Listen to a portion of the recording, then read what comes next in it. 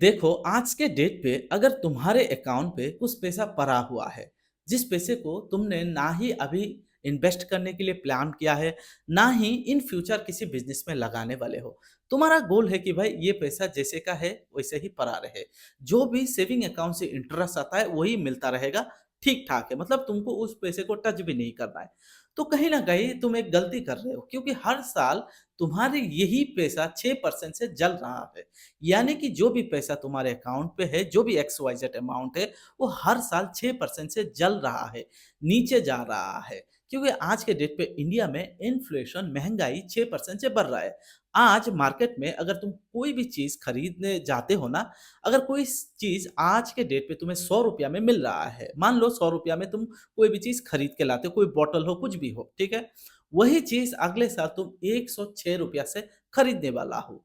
क्योंकि इन्फ्लेशन और महँगाई बढ़ रहा है। चीज़ वही रहेगा, प्रोडक्ट वही रहेगा पर उसकी प्राइसिंग बढ़ गया। यानी कि आज अगर तुम्हारे अकाउंट पे ₹100 है, ठीक है? मान लो कि तुम्हारे अकाउंट पे जमा ₹100 है, तो अगले साल इसी ₹100 का वैल्यू घटकर कितना होगा पता है? ₹94 मतलब ₹6 ऑटोमैटिकली उड़ गया या जल गया ऐसा मान लो। क्योंकि इन्फ्लेशन एक ऐसी चीज़ है जो आपके पीछे से, तुम्हारे पीछे से कहीं न कहीं दीमक की तरह तुम्हारे पैसे को खा रहा है और तुम्हें मालूम भी नहीं है।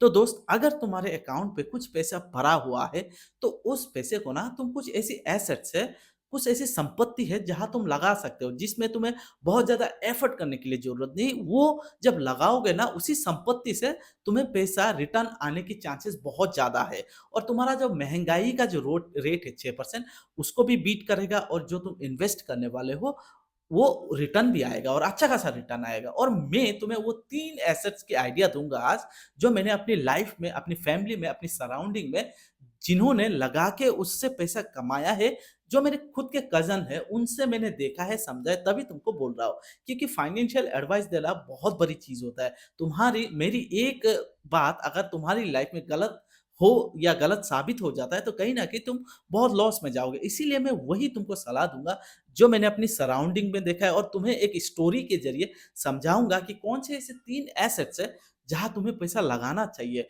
ना कि तुम्हारे सेविंग अकाउंट पे वो पैसा पड़ा नहीं होना चाहिए, उसको लगाना चाहिए। पर मैं तुमको 3 एसेट्स बताने से पहले एक डिस्क्लेमर देना चाहता हूँ। देखो दोस्त, अगर तुम्हारा वो पैसा इमरजेंसी फंड है, तब उस पैसे को तुम टच ना करना। चाहे इन्फ्लेशन 6% हो, 10% हो, उसको तुम टच ना करना। जल जल रहा है जलने दो, पर उसका गोल अगर इमरजेंसी फंड के तौर पे तुम करने वाले हो, तो उस पैसे को टच नहीं करना है, वो इन्वेस्टमेंट के लिए है ही नहीं।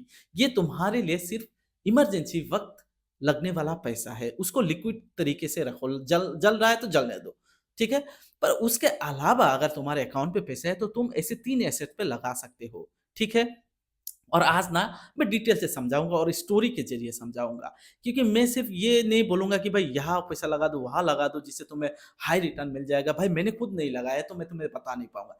जो भी मैं तुमको आज बताऊँगा वो मैंने अपनी लाइफ़ में देखा है और मेरी कज़न जो ऑलरेडी उसी एसेट से पैसा कमा रहा है, ठीक है? नंबर 1 एसेट्स की अगर बात करूँ जहाँ तुम पैसा लगा सकते हो। अगर तुम्हारे पास थोड़ा बहुत भी पैसा है ना, तुम एक काम करो, तुम मशीनरी पे पैसा लगाओ। मशीनरी इन द सेंस तुम कुछ व्हीकल खरीद लो, कमर्शियल व्हीकल ले सकते हो या मैं अपनी बात करूँ 2018 में मैंने टिंटिंग मशीन पेंट का कंसाइल एरोलिक पेंट का एक टिंटिंग मशीन में 65,000 रुपीज़ इन्वेस्ट किया था। तुम आज विश्वास नहीं करोगे उसी मशीन से मैं फ़ोटो डाल दूँगा, उसी मशीन से मतलब आज के डेट पे कम से कम 20 गुना ज़्यादा मैं कमा चुका हूँ। अगर मैं उस टाइम पे उस मशीन पे इन्वेस्ट नहीं करता, हालाँकि 2018 में बहुत ज़ोर-ज़ार के इधर-उधर से उधार वगैरह लेके मैंने 65,000 उस टाइम पे डाला था। आज वही मशीन मुझको 20% मतलब 20 गुना रिटर्न दिया है और आज उस मशीन से मैंने कम से कम 5 और मशीन लिया है। तुम बिरला ओपस पेंट्स की बात को कर लो या इंडिगो पेंट्स की बात करो, नेरोलैक की बात करो, हर तरीके का पेंटिंग मशीन मैंने लिया है क्योंकि वो एक मशीन है जो पड़ा रहता है और तुम्हारे लिए पैसा बनाता है।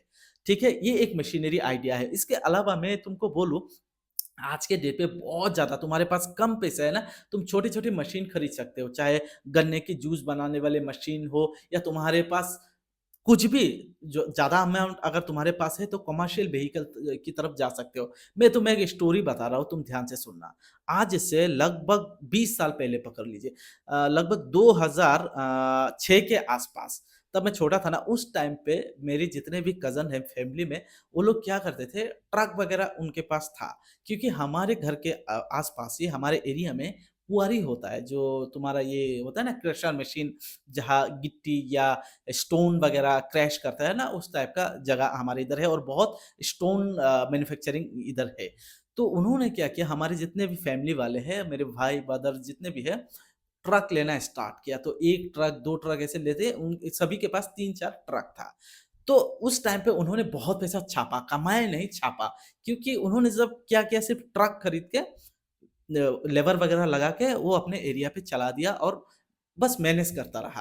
पर जितने वक़्त गुज़रते रहा ना, उन्होंने धीरे-धीरे, धीरे-धीरे और बड़े-बड़े डंपर वगैरह लेने लगा, टाटा, महिंद्रा डंपर वगैरह लेने लगा, ट्रक को बेच के फिर ट्रैक्टर पे आया, सॉरी ट्रक के बाद ट्रैक्टर पे आया, ट्रैक्टर के बाद डंपर पे आया और आज उनके पास जितने भी मेरे ब्रदर हैं, उनके पास कम से कम 5 से 6 डंपर है और इसके अलावा 3-3 जेसीबी है। मतलब आज भी उनको अगर मौका मिलता है ना, कहीं न कहीं वो लोग मशीनरी चीज़ों पे, कमर्शियल व्हीकल पे आँख बंद करके पैसा इन्वेस्ट करता है।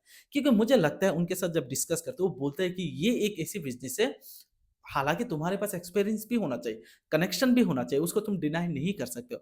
पर जब किसी बिज़नेस में तुम घुसते हो या किसी कमर्शियल व्हीकल पर पैसा लगाते हो लॉन्ग टाइम के लिए, तो कहीं न कहीं तुम उस चीज़ से सीख जाते हो।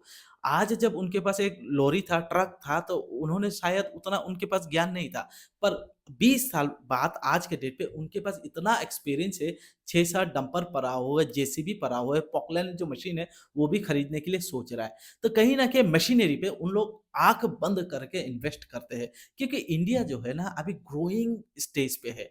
तो यहाँ रोड्स बनेंगे, बिल्डिंग्स बनेंगे, हर एक इंडस्ट्री बनेंगे, तो इसमें क्या होगा, इन मशीनरी का, इन व्हीकल्स का बहुत ज़्यादा हाई डिमांड है। मेरा अपना एक्सपीरियंस है, इसीलिए तुमको बोल रहा हूँ कि अगर तुम्हें मौका मिले ना, तो कमर्शियल व्हीकल पर इन्वेस्ट करो और अगर तुम्हारे पास पैसे कम है, तो तुम छोटे-छोटे मशीन पे इन्वेस्ट करो। जैसे कि मैंने प्रिंटिंग मशीन के बारे में बात किया, प्रिंटिंग मशीन, इसके ऊपर तुम इन्वेस्ट करके बिज़नेस स्टार्ट कर सकते हो। गन्ने का जूस बनाने वाला मशीन के ऊपर तुम पैसा इन्वेस्ट कर सकते हो। डिपेंड करता है कि तुम्हारे पास क्या नॉलेज है, तुम्हारे पास कितना पैसा जमा हुआ है। तुम उस हिसाब से देखो कि भाई कौन से ऐसे मशीन है, जिसको आज के डेट पे अगर मैं लगाऊँ या इन्वेस्ट करूँ, तो आने वाले टाइम पे मुझे पैसा देगा।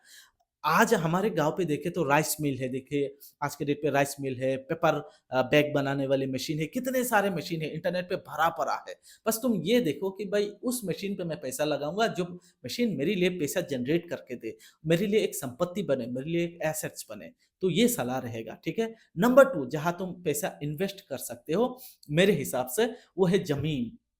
आज के डेट पे अगर तुम्हें अच्छा एरिया पे, कमर्शियल एरिया पे अगर तुम्हें प्रॉपर्टी मिल रहा है और तुम्हारे पास अगर थोड़ा बहुत पैसा पड़ा हुआ है, तो तुम खरीद के उसको रेंटल बिल्डिंग वगैरह बना के रेंटल पे डाल सकते हो। ये एक ऐसा बिज़नेस है जो आने वाले टाइम पे मुझे लगता है डूबने वाला है नहीं। हो सकता है थोड़ा स्लो ग्रोथ मिलेगा, पर तुम्हारा पैसा डूबने वाला है नहीं। तुम्हारे पैसे जो सेविंग पे पड़ा हुआ है या घर पे कैश पे रखे हुए, उससे बेहतर ये चीज़ है, क्योंकि ज़मीन की रेट कभी भी गिरने वाला है नहीं, मुझे ऐसा लगता है। आज से अगर मैं 10-20 साल पीछे जाऊँ, जब मैं छोटा था, जिस ज़मीन का प्राइस 50,000 था, आज वही ज़मीन 50 लाख बन चुका है। तो आने वाले टाइम पे और बढ़ेगा, क्योंकि इसकी डिमांड तो है, पर सप्लाई बहुत कम है। ज़मीन एक ऐसी चीज़ है जिसकी सप्लाई तुम बना नहीं सकते, मतलब क्रिएट नहीं कर सकते, नेचर की चीज़ है ना, इसीलिए मुझे लगता है अगर तुम्हारे एरिया में कुछ अच्छा खासा लोकेशन है, जहाँ तुम्हारे पास पैसा भी है, तो मुझे लगता है तुम्हें ज़मीन खरीद के कमर्शियल प्रॉपर्टी बना के उसको रेंटल पे डालना चाहिए। क्योंकि रेंटल पे डालोगे ना, एक ऐसा एसेट्स बन जाएगा, अगर तुम सोते भी हो, सोए-सोए पैसा कमा सकते हो। तुम्हें उतना एक बार सिर्फ इन्वेस्ट होगा, फिर तुम सोए रहोगे ना, तब भी तुम्हारे लिए वो एसेट्स पैसा बना के देगा। तो ये दूसरा ऑप्शन है, अगर तुम्हारे पास थोड़ा ज़्यादा पैसा है, ठीक है? अगर कम पैसा है, तो छोटा ज़मीन ही खरीद लो, वहाँ तुम खुद कुछ डेवलप करके उसे रेंटल पे डाल दो, क्योंकि रेंटल प्रॉपर्टी ऐसी है कि हर महीने तुम्हें रेंट तो मिलेगा ही मिलेगा और रेंट का भी हर साल बढ़ता रहेगा। 11 महीने के बाद रेंट बढ़ता है, ठीक है? इसके बाद तुम तीसरा एसेट्स ऐसा है जहाँ तुम पैसा लगा सकते हो। तुम अगर चाहते हो कि मैं फिज़िकली भाग-दौड़ नहीं करना चाहता, कि भो भाई मुझे कमर्शियल व्हीकल के पीछे जाना नहीं है, मुझे हाई रिस्क लेना नहीं है, ना ही मेरे पास उतना पैसा है कि मैं प्रॉपर्टीज़ खरीद लूँ, ज़मीन खरीद लूँ, उसको बना के फिर रेंटल पे डालूँ। तो तीसरी चीज़ एक ये है कि तुम गोल्ड पे पैसा लगा सकते हो या सिल्वर पे पैसा डाल सकते हो, क्योंकि इनका वैल्यू मुझे नहीं लगता गिरने वाले हैं अगले 5 से 10 साल में।